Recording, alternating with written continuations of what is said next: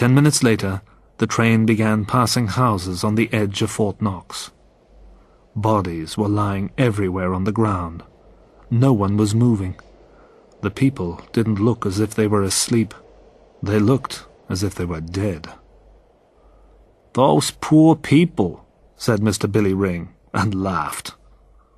The train continued on slowly, and Barnes saw more and more bodies of men, women, and children.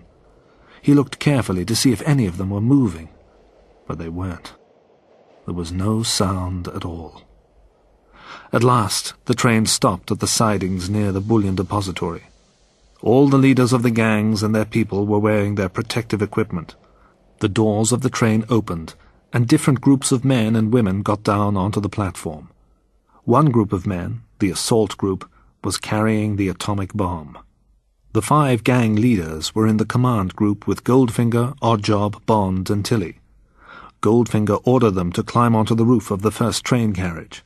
From this position, they could watch the assault group running towards the bullion depository. "They've gone through the gates," said Mr. Jack Strapp excitedly. Bond looked and saw an extraordinary sight. In the middle of a large field was the huge building of the gold vault.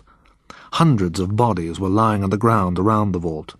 The soldiers were still holding their weapons.